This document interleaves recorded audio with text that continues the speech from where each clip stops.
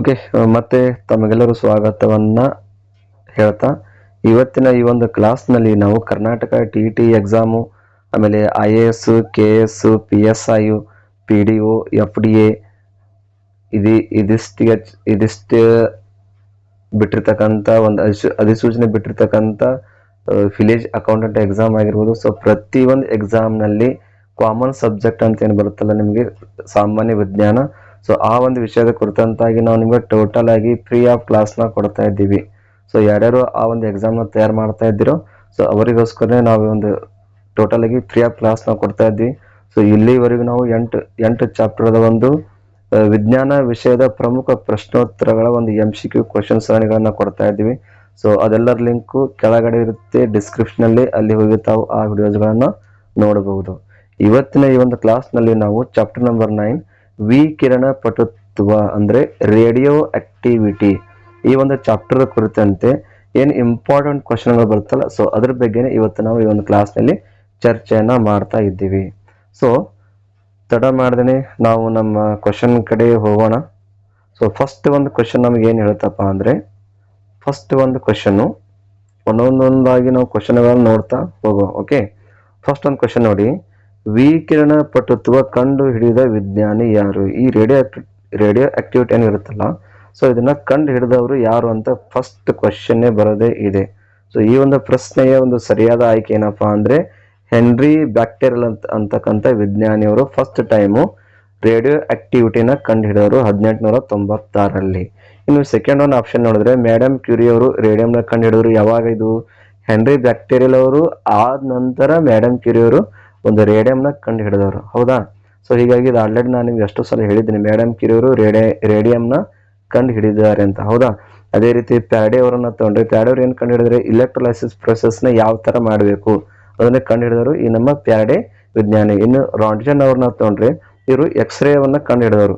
ಯಾವ ತರ ಯೂಸ್ ಮಾಡ್ತಾರೆ, ಹೇಗೆ ಯೂಸ್ ಮಾಡಬೇಕು. ಸೊ ಹೀಗಾಗಿ ರೇಡಿಯೋ ಆಕ್ಟಿವಿಟಿ ಕಂಡು ಹಿಡಿದ ವಿಜ್ಞಾನಿ ಯಾರಪ್ಪ ಅಂದ್ರೆ ನಮ್ಮ ಸರಿಯಾದ ಆಯ್ಕೆ ಯಾವ್ದಿರ್ಬೇಕಂದ್ರೆ ಹೆನ್ರಿ ಬ್ಯಾಕ್ಟೀರಿಯಲ್ ಅಂತಕ್ಕಂಥ ಆಯ್ಕೆ ಯಾವ್ದಿರುತ್ತೆ, ಕಡ 4 ಆಯ್ಕೆ ಇರುತ್ತಲ್ವಾ. ಸೊ ಆ ಆಯ್ಕೆಯಲ್ಲಿ ಹೆನ್ರಿ ಬ್ಯಾಕ್ಟೀರಿಯಲ್ ಎಲ್ಲಿರುತ್ತೋ ಆ ಒಂದು ಆಪ್ಷನ್ ನೀವು ರೈಟ್ ಮಾಡಿ. ಓಕೆ. ಇನ್ನು ಎರಡನೇ ಒಂದು ಕ್ವಶನ್ ನೋಡಿದ್ರೆ, ವಿಕಿರಣ ವಸ್ತುಗಳಿಂದ ಉತ್ಸರ್ಜಿಸಲ್ಪಡುವ ವಿಕಿರಣಗಳು ಯಾವುವು? ಅಂದ್ರೆ ಏನ್ ರೇಡಿಯೋ ಆಕ್ಟಿವ್ ಎಲಿಮೆಂಟ್ ಇರುತ್ತಲ್ಲ, ಸೊ ಆ ರೇಡಿಯೋ ಆಕ್ಟಿವ್ ಎಲಿಮೆಂಟ್ ದಿಂದ ಯಾವ ಒಂದು ಕಿರಣಗಳು ಅಲ್ಲಿಂದ ಇಮಿಟ್ ಆಗ್ತಾ ಇರುತ್ತೆ ಅಂತಕ್ಕಂಥ ಕ್ವಶನ್ಗಳನ್ನ ಅವ್ರು ಕೇಳ್ತಾರೆ. ಯಾವ್ಯಾವ ರೇಸ್ಗಳಲ್ಲಿ ಇಮಿಟ್ ಆಗುತ್ತೆ? ಅಲ್ಫಾ ರೇಸ್ ಕೊಟ್ಟಿದ್ದಾರೆ, ಬೀಟಾ ರೇಸ್ ಇದೆ, ಗ್ಯಾಮಾ ರೇಸ್ ಇದೆ, ಮೇಲಿನ ಎಲ್ಲಗಳು ಇದೆ. ಸೊ ನಿಮ್ಗೆ ಗೆಸ್ ಮಾಡಿ ಸರಿಯಾದ ಆನ್ಸರ್ ಏನಪ್ಪಾ ಅಂದ್ರೆ ಮೇಲಿನ ಎಲ್ಲ ರೇಸ್ಗಳು ಅಲ್ಲಿ ಇಮಿಟ್ ಆಗ್ತಾ ಇರುತ್ತೆ. ಮೇಲಿನ ಎಲ್ಲ ರೇಸ್ಗಳು ಅಂದ್ರೆ ಯಾವುದು? ಅಲ್ಫಾ ರೇಸ್ ಅಲ್ಲಿ ಇಮಿಟ್ ಆಗುತ್ತೆ. ಹೌದಾ? ಬೀಟಾ ರೇಸ್ ಕೂಡ ಅಲ್ಲಿ ಇಮಿಟ್ ಆಗುತ್ತೆ, ಗ್ಯಾಮಾ ರೇಸ್ ಕೂಡ ಅಲ್ಲಿ ಇಮಿಟ್ ಆಗುತ್ತೆ. ಸೊ ಇವಷ್ಟು ಎಲ್ಲ ರೇಸ್ಗಳಲ್ಲಿ ಆ ಒಂದು ರೇಡಿಯೋ ಆಕ್ಟಿವ್ ಎಲಿಮೆಂಟ್ ದಿಂದ ಇಮಿಟ್ ಆಗ್ತಾ ಇರುತ್ತೆ. ಹೌದಾ? ಓಕೆ. ಇನ್ನು ಮೂರನೇ ಒಂದು ಕ್ವಶನ್ ನೋಡಿದ್ರೆ, ಮೂರನೇ ಕ್ವಶನ್ ಏನಿದೆ ನೋಡಿ, ಕ್ವಶನ್ ನೋಡಿ ಏನಿದೆ. ಫಸ್ಟ್ ಆಫ್ ಆಲ್, ಕೃತಕ ಹಾಗೂ ಪ್ರೇರಿತ ವಿಕಿರಣ ಪಟುತ್ವ ಆವಿಷ್ಕರಿಸಿದ ದಂಪತಿಗಳು ಯಾರು ಅಂತ ಕೇಳ್ತಾರೆ. ಕೃತಕ ಹಾಗೂ ಪ್ರೇರಿತ. ಕೃತಕ ಅಂದ್ರೆ ಏನು? ಆರ್ಟಿಫಿಷಿಯಲ್ ರೇಡಿಯೋ ಆಕ್ಟಿವಿಟಿಯನ್ನ ಆವಿಷ್ಕರಿಸಿದ ದಂಪತಿಗಳು ಯಾರು ಅಂತ ಒಂದು ಕ್ವಶನ್ ಅವರು ನಿಮಗೆ ಕೇಳಿರ್ತಾರೆ. ಯಾರು ಹಾಗಾದ್ರೆ ಈ ಒಂದು ಆವಿಷ್ಕರಿಸಿದವರು? ಕೃತಕ ಹಾಗೂ ಪ್ರೇರಿತ ನೋಡಿ, ಲೆಕ್ಸಲಡಿ ನ್ಯಾಚುರಲ್ ರೇಡಿಯೋ ಆಕ್ಟಿವಿಟಿ ಬೇರೆ, ಕೃತಕ ಅಂದ್ರೆ ಆರ್ಟಿಫಿಷಿಯಲ್ ರೇಡಿಯೋ ಆಕ್ಟಿವಿಟಿ ಬೇರೆ. ಸೊ ಎರಡನ್ನ ಒಂದು ಆವಿಷ್ಕರಿಸಿದ ದಂಪತಿಗಳು ಯಾರಪ್ಪ ಅಂದ್ರೆ ಇದಕ್ಕೆ ಒಂದು ಸರಿಯಾದ ಆಯ್ಕೆ ಏನಪ್ಪಾ ಅಂದ್ರೆ ಕ್ಯೂರಿ ಜೂಲಿಯಟ್ ಹಾಗೂ ಫೆಡೆರಿಕ್ ಜೂಲಿಯಟ್ ಅಂತಕ್ಕಂಥ ವಿಜ್ಞಾನಿಗಳು ಇದನ್ನ ರಿಸರ್ಚ್ ಮಾಡಿದ್ದಾರೆ. ಇವರೇ ಇದನ್ನ ಫಸ್ಟ್ ಟೈಮು ಆವಿಷ್ಕರಿಸ್ತಿರ್ತಕ್ಕಂಥ ಒಂದು ದಂಪತಿಗಳಂತ ಹೇಳ್ಬೋದು. ಇನ್ನು ಉಳಿದ ಮೇರಿ ಕ್ಯೂರಿ ಮತ್ತು ಪಿಯರ್ ಕ್ಯೂರಿ ಅಂತ ಏನು ಬರ್ತಾರಲ್ಲ, ಸೊ ಸೆಕೆಂಡ್ ಆಪ್ಷನ್. ಸೊ ಇವ್ರು ಏನು ಮಾಡ್ತಾರೆ, ರೇಡಿಯಂನ ಕಂಡು ಹಿಡಿದ್ರೆ. ಆಲ್ರೆಡಿ ನಿಮ್ಗೆ ಗೊತ್ತಿದೆ, ಮೇಡಮ್ ಕ್ಯೂರಿ ಅಂದ್ರೆ ಮೇರಿ ಕ್ಯೂರಿ ಮತ್ತು ಪಿಯರ್ ಕ್ಯೂರಿ ಇವರಿಬ್ಬರು ಕೂಡ ರೇಡಿಯಂನ ರಿಸರ್ಚ್ ಮಾಡಿದ್ರು. ಆಮೇಲೆ ರಾಂಟ್ಜನ್ ಅಂತಕ್ಕಂಥ ವಿಜ್ಞಾನಿ ಇವರು ಎಕ್ಸ್ರೇನ ರಿಸರ್ಚ್ ಮಾಡಿದ್ರು. ಆಯ್ಕೆ 4 ಇದರಲ್ಲಿ ಯಾರೂ ಇಲ್ಲ ಅಂತ ಕೊಟ್ಟಿದ್ರು. ಸೊ ಹೀಗಾಗಿ ಕೃತಕ ಹಾಗೂ ಪ್ರೇರಿತ ವಿಕಿರಣ ಪಟುತ್ವ ಆವಿಷ್ಕರಿಸಿದ ದಂಪತಿಗಳು ಯಾರು ಅಂದರೆ ಕ್ಯೂರಿ ಜೂಲಿಯಟ್ ಹಾಗೂ ಫೆಡೆರಿಕ್ ಜೂಲಿಯಟ್ ಅಂತಕ್ಕಂಥ ಒಂದು ಆನ್ಸರ್ನ ನೀವು ರೈಟ್ ಮಾಡಬೇಕಾಗುತ್ತೆ. ಓಕೆ, ಅರ್ಥ ಆಯ್ತಾ ಕ್ವಶನ್ನು? ಓಕೆ. ಇನ್ನು 4ನೇ ಒಂದು ಕ್ವಶನ್ ನೋಡಿದರೆ, ಕೆಳಗಿನವುಗಳಲ್ಲಿ ಯಾವುದು ಕೃತಕ ಐಸೋಟೋಪ್ಸ್ ಅಂತ ಕೇಳ್ತಾರೆ. ಕೊಟ್ಟಿರ್ತಕ್ಕಂಥ ಎಕ್ಸಾಂಪಲ್ನಲ್ಲಿ ಯಾವುದು ಕೃತಕ ಐಸೋಟೋಪ್ಸ್? ಕೃತಕ ಅಂದ್ರೆ ಏನು? ಆರ್ಟಿಫಿಷಿಯಲ್ ಐಸೋಟೋಪ್ಸ್ಗಳು ಕೂಡ ನಮಗೆ ತಯಾರು ಮಾಡೋಕ್ಕೆ ಬರ್ತದೆ. ಸೈಂಟಿಸ್ಟ್ಗಳು ತಯಾರು ಮಾಡಿದ್ದಾರೆ ಆಲ್ರೆಡಿ. ಸೊ ಈ ಕೊಟ್ಟಿರ್ತಕ್ಕಂಥ ಎಕ್ಸಾಂಪಲ್ನಲ್ಲಿ ಯಾವ್ಯಾವ ಕೃತಕ ಐಸೋಟೋಪ್ಸ್ಗಳಿವೆ ಅಂತ ಕೇಳ್ತಾರೆ. Na24 ಇದೆ, ಫಾಸ್ಫರಸ್ 30 ಇದೆ, ಸಲ್ಫರ್ 35 ಇದೆ, ಮೇಲಿನ ಎಲ್ಲ ಅಂತ ಕೊಟ್ಟಿದ್ದಾರೆ. ಸೊ ಎಲ್ಲ ಆಪ್ಷನ್ಗಳು ನೋಡಿದಾಗ ನಿಮ್ಗೆ ಗೊತ್ತಿರಲಿ, ಇಲ್ಲಿ ಕೊಟ್ಟಿರ್ತಕ್ಕಂಥ Na24, ಆಮೇಲೆ P30, ಆಮೇಲೆ S35, ಆಮೇಲೆ ಮೇಲೆ ಎಲ್ಲ ಏನು ಕೊಟ್ಟಿದ್ದಾರಲ್ಲ, ಸೊ ಈ ಒಟ್ಟು ಎಲ್ಲ ಏನಿರುತ್ತೆ ಅಂದರೆ ಕೃತಕ ಐಸೋಟೋಪ್ಗಳ ಒಂದು ಎಕ್ಸಾಂಪಲ್ಗಳೇ ಇವು, ಬೇರೆ ಏನೂ ಅಲ್ಲ. Na24, P30, S35 ಎಲ್ಲ ಕೂಡ ಏನಿದೆ ಕೃತಕ ಐಸೋಟೋಪ್ಗಳ ಒಂದು ಉದಾಹರಣೆಗಳೇ ಆಗಿವೆ. ಸೊ ಹೀಗಾಗಿ ಇದರ ಆನ್ಸರ್ ಏನು ಬರುತ್ತೆ ಅಂದರೆ ಆಯ್ಕೆ ಡ, ಮೇಲಿನ ಎಲ್ಲ. ಓಕೆ. ಇನ್ನು 5ನೇ ಒಂದು ಕ್ವಶನ್ ನೋಡಿದ್ರೆ, 5ನೇ ಕ್ವಶನ್ ನಮಗೆ ಹೇಳುತ್ತೆ ನೋಡಿ, ಚರ್ಮ ರೋಗದ ಚಿಕಿತ್ಸೆಗಾಗಿ ಬಳಸುವ ಕೃತಕ ಐಸೋಟೋಪ್ಸು. ಇದರ ಅರ್ಥ ಅಂದರೆ ಇವೇನು ಐಸೋಟೋಪ್ಸ್ ಇರುತ್ತಲ್ಲ, ಕೃತಕ ಅಂದರೆ ಆರ್ಟಿಫಿಷಿಯಲ್ ರೇಡಿಯೋ ಐಸೋಟೋಪ್ಸ್ ಏನಿರುತ್ತಲ್ಲ, ಸೊ ಪ್ರತಿಯೊಂದು ರೇಡಿಯೋ ಐಸೋಟೋಪ್ಸ್ಗಳನ್ನು ವಿವಿಧ ಒಂದು ಪ್ರಾಕ್ಟಿಕಲ್ ಸಲುವಾಗಿ ಅವರು ಸೈಂಟಿಸ್ಟ್ಗಳು ಆಲ್ರೆಡಿ ಯೂಸ್ ಮಾಡಿರ್ತಾರೆ. ಸೊ ಇಲ್ಲಿ ನಮ್ಮ ಕ್ವಶನ್ ಏನು ಕೇಳಿದ್ರೆ, ಅವರು ಚರ್ಮ ರೋಗದ ಚಿಕಿತ್ಸೆಗಾಗಿ ಬಳಸ್ತಕ್ಕಂಥ ಒಂದು ಕೃತಕ ಐಸೋಟೋಪ್ಸ್ ಯಾವುದು ಅಂತ ಕೇಳಿದ್ರೆ ನೀವು ಆನ್ಸರ್ ಏನು ಕೊಡ್ತೀರಾ? S35 ಅಂದರೆ ಸಲ್ಫರ್ 35 ಅಂತಕ್ಕಂಥ ಏನು ಬರುತ್ತಲ್ಲ ಒಂದು ಐಸೋಟೋಪ್ಸು, ಆ ಐಸೋಟೋಪ್ಸ್ನ ಚರ್ಮ ರೋಗದ ಚಿಕಿತ್ಸೆಗಾಗಿ ಬಳಸ್ತಾರೆ. ಹಾಗಾದರೆ ಇನ್ನುಳಿದ F59 ಅಂದರೆ ಫ್ಲೋರಿನ್ 59 ಇದನ್ನು ಕೂಡ ಯೂಸ್ ಮಾಡ್ತಾರೆ. ಅದಕ್ಕೆ ಯೂಸ್ ಮಾಡ್ತಾರೆ ಅಂದರೆ ರಕ್ತಹೀನತೆ ರೋಗವನ್ನು ಪತ್ತೆ ಹಚ್ಚುವ ಸಲುವಾಗಿ ಇದನ್ನು ಯೂಸ್ ಮಾಡ್ತಾರೆ. ಯಾವುದು? F59. ಇದ್ರ ಬಿಟ್ಟರೆ ಕೋಬಾಲ್ಟ್ 60 ಕೂಡ ಎಲ್ಲ ಕೊಟ್ಟಿದ್ದಾರೆ. ಕೋಬಾಲ್ಟ್ 60 ಅದಕ್ಕೆ ಯೂಸ್ ಮಾಡ್ತಾರೆ? ಕ್ಯಾನ್ಸರ್ದ ಒಂದು ಟ್ರೀಟ್ಮೆಂಟ್ ಮಾಡೋ ಸಲುವಾಗಿ ಈ ಕೋಬಾಲ್ಟ್ 60 ಅವರು ಯೂಸ್ ಮಾಡ್ತಾರೆ. ಇನ್ನು ಅಯೋಡಿನ್ 131 ಅಂತ ಕೊಟ್ಟಿದ್ದಾರೆ. ಸೊ ಇದು ಕೂಡ ಒಂದು ಕೃತಕವಾದಂಥ ಐಸೋಟೋಪ್ಸ್. ಇದನ್ನು ಎಲ್ಲಿ ಯೂಸ್ ಮಾಡ್ತಾರೆ ಅಂದರೆ ನಮ್ಮ ಥೈರಾಯ್ಡ್ ಗ್ಲ್ಯಾಂಡ್ ಇರುತ್ತಲ್ಲ, ಸೊ ಈ ಥೈರಾಯ್ಡ್ ಗ್ಲ್ಯಾಂಡ್ನ ಒಂದು ಟ್ರೀಟ್ಮೆಂಟ್ ಕೊಡೋ ಸಲುವಾಗಿ ಇದನ್ನು ಯೂಸ್ ಮಾಡ್ತಾರೆ. ಸೊ ಇಲ್ಲಿ ಅಷ್ಟು ನಿಮಗೆ 4 ಐಸೋಟೋಪ್ಸ್ಗಳನ್ನು ಕೊಟ್ಟಿದ್ದಾರೆ. ಲಕ್ಷಿಡಿ ಚರ್ಮ ರೋಗದ ಕುರಿತು ಯೂಸ್ ಮಾಡೋ ಐಸೋಟೋಪ್ಸ್ ಯಾವುದು? S35. F15 ಅದಕ್ಕೆ ಯೂಸ್ ಮಾಡ್ತಾರೆ? ರಕ್ತಹೀನತೆಯ ಒಂದು ಏನು ರೋಗವನ್ನು ಪತ್ತೆ ಹಚ್ಚುವ ಸಲುವಾಗಿ. ಆಮೇಲೆ ಕೋಬಾಲ್ಟ್ 60 ಅದಕ್ಕೆ ಯೂಸ್ ಮಾಡ್ತಾರೆ? ಕ್ಯಾನ್ಸರ್ ಟ್ರೀಟ್ಮೆಂಟ್ನ ಸಲುವಾಗಿ. ಅಯೋಡಿನ್ ಅದಕ್ಕೆ ಯೂಸ್ ಮಾಡ್ತಾರೆ? ಥೈರಾಯ್ಡ್ ಗ್ಲ್ಯಾಂಡ್ನ ಒಂದು ಟ್ರೀಟ್ಮೆಂಟ್ನ ಸಲುವಾಗಿ. ಸೊ ಒಟ್ಟು ನಾವಿಲ್ಲಿ ಎಷ್ಟು ಕಲ್ತಂಗೈತಿ ಈಗ? 4 ಕೃತಕ ಐಸೋಟೋಪ್ಗಳ ಉಪಯೋಗಗಳನ್ನು ಕೂಡ ಇಲ್ಲಿ ಈ ಕ್ವಶನ್ ಜೊತೆ ಕಲ್ತಂಗಾಯಿತು. ಸೊ ಹೀಗಾಗಿ ನಿಮಗೆ ಪ್ರತಿಯೊಂದು ಏನು ರೇಡಿಯೋ ಐಸೋಟೋಪ್ಸ್ ಇದೆಯಲ್ಲ, ಸೊ ಅದರ ಒಂದು ನಿಮಗೆ ಪ್ರತಿಯೊಂದರ ಒಂದು ಮಾಹಿತಿ ನಿಮಗೆ ಇರಬೇಕು. ಓಕೆ. ನೆಕ್ಸ್ಟ್ ಕ್ವಶನ್ ಹೋಗುವ. ಓಕೆ. ಇನ್ನು ನೆಕ್ಸ್ಟ್ ಕ್ವಶನ್ ಏನು ಹೇಳುತ್ತೆ ನಮಗೆ? ನೆಕ್ಸ್ಟ್ ಕ್ವಶನ್ ಕಾರ್ಬನ್ ನೋಡಿ, ಕಾರ್ಬನ್ C40ದ ಅರ್ಧ ಆಯುಷ್ಯ ಎಷ್ಟು ಅಂತ ಕೇಳ್ತಾರೆ. ಅರ್ಧ ಆಯುಷ್ಯ ಅಂದ್ರೆ ಏನು? ಹಾಫ್ ಲೈಫ್ ಅಂತ ಏನಿರುತ್ತಲ್ಲ, ಸೊ ಆ ಹಾಫ್ ಲೈಫ್ ಎಷ್ಟಿರುತ್ತೆ ಅಂತ ಕೇಳ್ತಾರೆ ಕಾರ್ಬನ್ ಅದ. ಇದರ ಸರಿಯಾದ ಆಯ್ಕೆ ಏನಪ್ಪ ಅಂದರೆ 5700 ವರ್ಷಗಳು. ಎಷ್ಟು? 5700 ವರ್ಷ ಇದೇನು C14 ಅಂದರೆ ಕಾರ್ಬನ್ 14ರ ಒಂದು ಅರ್ಧ ಆಯುಷ್ಯ ಅಂತ ಹೇಳಬಹುದು. ಇನ್ನುಳಿದ ಇದೇನಿದೆಯಲ್ಲ 5.3 ವರ್ಷ, 1620 ವರ್ಷ, 28 ವರ್ಷ, ಸೊ ಇದು ಕೂಡ ಬೇರೆ ಬೇರೆ ಒಂದು ಐಸೋಟೋಪ್ಸ್ ಒಂದು ಆಯುಷ್ಯ ಇಲ್ಲಿ ಕೊಟ್ಟಿರ್ತಾರೆ ನಿಮಗೆ. 5.3 ವರ್ಷ ನೀವು ತೊಗೊಂಡ್ರಿ, ಅದರ ಇರುತ್ತಪ್ಪ ಅಂದರೆ ಕೋಬಾಲ್ಟ್ದ ಇದು ಒಂದು ಅರ್ಧ ಆಯುಷ್ಯ ಅಂತ ಹೇಳ್ಬೋದು. 5.3 ವರ್ಷ ಅದರದ್ದು ಕೋಬಾಲ್ಟ್ದು. ಅದೇ ರೀತಿ 1620 ಅಂತ ಕೊಟ್ಟಿದ್ದಾರೆ. 1620 ಇದರದ್ದು ಇದೆ ಅಂದರೆ ರೇಡಿಯಮ್ ಏನಿರುತ್ತಲ್ಲ, ಸೊ ಆ ರೇಡಿಯಮ್ದ ಒಂದು ಅರ್ಧ ಆಯುಷ್ಯು. ಅದ್ರ ಬಿಟ್ಟರೆ 28 ವರ್ಷ ತೊಗೊಂಡ್ರಿ, ಇದು ಇರುತ್ತಂದರೆ ಅದರದ್ದು ಇರುತ್ತೆ ಸ್ಟ್ರಾಂಟಿಯಮ್ ಏನಿರುತ್ತಲ್ಲ, ಸ್ಟ್ರಾಂಟಿಯಮ್ 88 ಅಂತ ಇದೆಯಲ್ಲ, ಸೊ ಆ ಒಂದು ಐಸೋಟೋಪ್ನ ಒಂದು ಅರ್ಧ ಆಯುಷ್ಯ ಅಂತ ಹೇಳ್ಬೋದು. ಸೊ ಈ ರೀತಿಯಾಗಿ ನಿಮಗೆ ಕೊಟ್ಟಿರ್ತಕ್ಕಂಥ ಕ್ವಶನ್ಗಳಲ್ಲಿ ಒಂದೇ ಅಲ್ಲ, ಒಂದು ಕ್ವಶನ್ ಸಲುವಾಗಿ ನಿಮಗೆ ಬೇರೆ ಒಂದು 3 ರೀತಿಯ ಕ್ವಶನ್ಗಳು ಕೂಡ ಇಲ್ಲಿ ನೋಡೋಕ್ಕೆ ಸಿಗುತ್ತೆ. ನೋಡಿ, ಅರ್ಧ ಆಯುಷ್ಯಗಳ ಬಗ್ಗೆ ನಿಮ್ಗೆ ಮಾಹಿತಿ ಗೊತ್ತಿದ್ದರೆ ನೀವು ಸರಿಯಾಗಿ ಆನ್ಸರ್ನ ರೈಟ್ ಮಾಡ್ಬೋದು. 5700 ಎದರದ್ದು ಇದು C14, 5.3 ವರ್ಷ ಕೋಬಾಲ್ಟ್, 1620 ರೇಡಿಯಮ್, 28 ವರ್ಷ ಸ್ಟ್ರಾಂಟಿಯಮ್. ಸೊ ಈ ಥರ ಸೊ ಎಲ್ಲಾದರೂ ಇದನ್ನು ಬರೆದು ಇಟ್ಕೊಳ್ಳಿ, ನಿಮ್ಗೆ ಗೊತ್ತಾಗುತ್ತೆ. ಅರ್ಧ ಆಯುಷ್ಯ ಅಂದರೆ ಹಾಫ್ ಲೈಫ್ ಪೀರಿಯಡ್ ಅಂತ ಏನಂತೀವಲ್ಲ, ಸೊ ಅದೇ ಇದರ ಒಂದು ಸಂಬಂಧಪಟ್ಟಿರ್ತಕ್ಕಂಥ ಒಂದು ಕ್ವಶನ್ಗಳು. ಓಕೆ. ಇನ್ನು ಏಳನೇ ಒಂದು ಕ್ವಶನ್ ನಮ್ಗೆ ಏನು ಹೇಳುತ್ತೆ ನೋಡಿ, ಬೈಜಿಕ ವಿದಳನ. ಬೈಜಿಕ ವಿದಳನ ಅಂದ್ರೇನು? ನ್ಯೂಕ್ಲಿಯರ್ ಫಿಷನ್ ಕ್ರಿಯೆಯನ್ನು ಪ್ರಾರಂಭಿಸಲು ಏನನ್ನು ಉಪಯೋಗಿಸುತ್ತದೆ? ನ್ಯೂಕ್ಲಿಯರ್ ಫಿಷನ್ ಅಂತ ಒಂದು ರಿಯಾಕ್ಷನ್ ಬರುತ್ತಲ್ಲ, ಈ ರಿಯಾಕ್ಷನ್ನ ಸ್ಟಾರ್ಟ್ ಮಾಡಬೇಕಾದ್ರೆ ಏನು ಯೂಸ್ ಮಾಡ್ತಾರೆ ಅಂತ ಕ್ವಶನ್ಗಳನ್ನು ಕೇಳಿದ್ದಾರೆ. ಏನು ಯೂಸ್ ಮಾಡ್ತಾರೆ?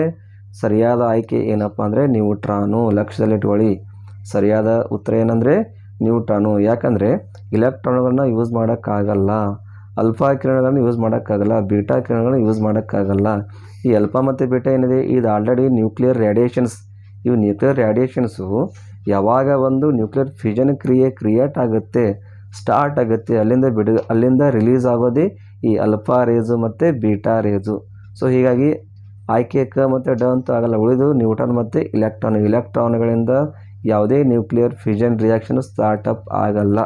ಆಗೋದು ಅದರಿಂದ ಹೇಳಿ ಆನ್ಸರು ಆಗೋದೇ ಅದರಿಂದ ಈ ನಮ್ಮ ನ್ಯೂಟ್ರಾನ್ಗಳಿಂದ ಈ ಒಂದು ರಿಯಾಕ್ಷನ್ ಆಗ್ತಾ ಇರುತ್ತೆ. ಲಕ್ಷಲ್ಲಿ ಬತ್ತಾ ಕ್ವಶನು? ಇನ್ನೂ ಬಂದಿಲ್ಲ. ನ್ಯೂಕ್ಲಿಯರ್ ಫಿಷನ್ ರಿಯಾಕ್ಷನ್ ಸ್ಟಾರ್ಟ್ ಆಗಬೇಕಾದ್ರೆ ನ್ಯೂಟ್ರಾನ್ನೇ ಯೂಸ್ ಮಾಡಬೇಕು. ನ್ಯೂಟ್ರಾನ್ ಯೂಸ್ ಮಾಡಲಿ ಅಂದರೆ ರಿಯಾಕ್ಷನ್ನು ಆಗಲ್ಲ. ಓಕೆ. ಇನ್ನು 8ನೇ ಒಂದು ಕ್ವಶನ್ ಏನು ಹೇಳುತ್ತೆ ನೋಡಿ ನಮಗೆ.